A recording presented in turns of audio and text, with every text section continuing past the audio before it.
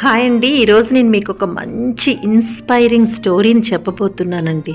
చాలా బాగుంటుంది. నాకే వండర్ అనిపించింది. నాకు అది మీతో షేర్ చేయాలని అనిపించింది. సో ఈ రోజుల్లో ప్రతి ఒక్కరికి సూసైడల్ టెండెన్సీస్ అని పెరిగిపోతున్నాయండి. సో ప్రతి చిన్నదానికి ఏ చిన్న కష్టం వచ్చినా తట్టుకోలేకపోతున్నారు. ఓటమి ఒకసారి వచ్చిందని కృంగిపోకండి. విజయం సాధించే వరకు కష్టమైన ప్రయాణాన్ని సాగించండి.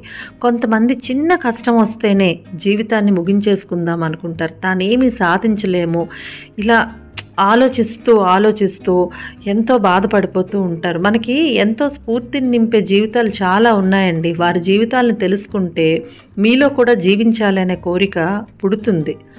మనం ఒక మంచి స్టోరీని దానికి ఎగ్జాంపుల్గా ఒక్కసారి వినేద్దాం రండి. మధ్యతరగతి కుటుంబంలో పుట్టిన ఒక అమ్మాయి జీవితాన్ని ఎంతో కష్టంగా బ్రతికింది. ఆమె జీవితం ఎన్నో ఏళ్లపాటు గందరగోళంగానే ఉంది. యుక్త వయసులోనే తల్లి చనిపోయింది. తండ్రి కూతురుతో మంచి సంబంధాలను కొనసాగించలేదు. దీంతో తండ్రితో కూడా మాట్లాడే పరిస్థితి ఆమెకి లేదు. ఆమెకి స్నేహితులంటే పుస్తకాలను చదువుతూనే పెరిగింది. కుటుంబ జీవితంలో ఎన్నో కష్టాలు, ఆర్థిక సమస్యలు రావడంతో డిప్రెషన్ బారిన పడింది. క్లినికల్ డిప్రెషన్తో బాధపడుతూ ఆత్మహత్య ఆలోచనలు ఆమెకి ఎక్కువగా వచ్చేవి. 25 ఏళ్ల వయసులో చిన్న ఉద్యోగంలో చేరింది. అదే సంస్థలో చేస్తున్న ఒక వ్యక్తితో ప్రేమలో పడింది. పెళ్లికి ముందే తల్లి అయింది. ఆ తర్వాత ఆ వ్యక్తినే పెళ్లి చేసుకున్న గృహహింస ఆమెకు ప్రశాంతంగా ఉండనివ్వలేదు.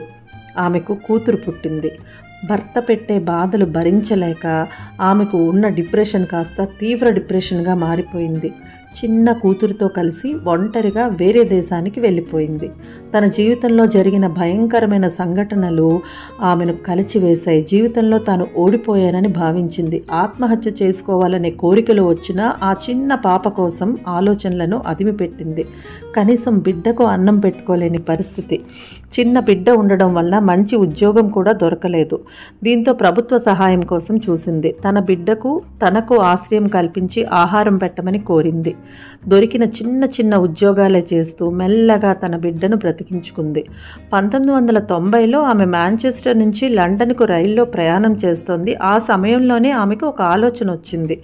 కథలు, పుస్తకాలు రాసి సంపాదించాలని అనుకుంది. చిన్నప్పటి నుండి పుస్తకాలు చదవడం అంటే చాలా ఇష్టం ఆమెకు. కాబట్టి ఆమెకు ఒక అందమైన కథ స్ఫురణకొచ్చింది.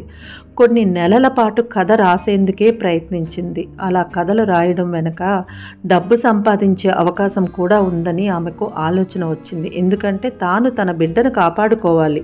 పిల్లల పుస్తకాలు రాయడం ద్వారా డబ్బు సంపాదించే అవకాశం ఉందని తెలిసి ఆమె ఆ ప్రయత్నం చేసింది. అలా 1995లో ఆమె ఒక పుస్తకాన్ని చేతితోనే రాసింది. ఆ తర్వాత పాత మాన్యువల్ టైప్ రైటర్లో టైప్ చేసింది. ఆ పుస్తకాన్ని పట్టుకొని 12 పబ్లిషింగ్ హౌస్లకు తిరిగి ఒక్కరు కూడా ఆ పుస్తకాన్ని అచ్చువేసేందుకు ముందుకు రాలేదు. అయినా కూడా ఆమె పట్టు విడవకుండా తిరిగింది. చివరకు ఒక ఎడిటర్ ఆమె పుస్తకాన్ని పబ్లిష్ చేసేందుకు ఒప్పుకున్నాడు. ఆ పుస్తకం పబ్లిష్ అయ్యాక ఆమె పెద్ద సెలబ్రిటీగా మారిపోయింది.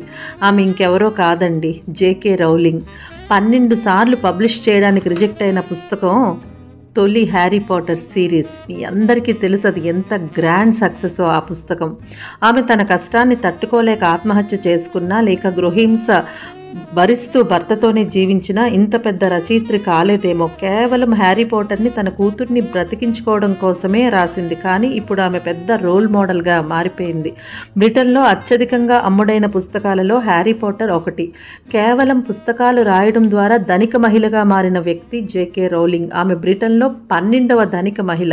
ఆమె ఆస్తి కొన్ని వేల కోట్ల రూపాయలు. విజయం సాధించిన ప్రతి వ్యక్తి వెనుక ఎన్నో కష్టాలుంటాయండి.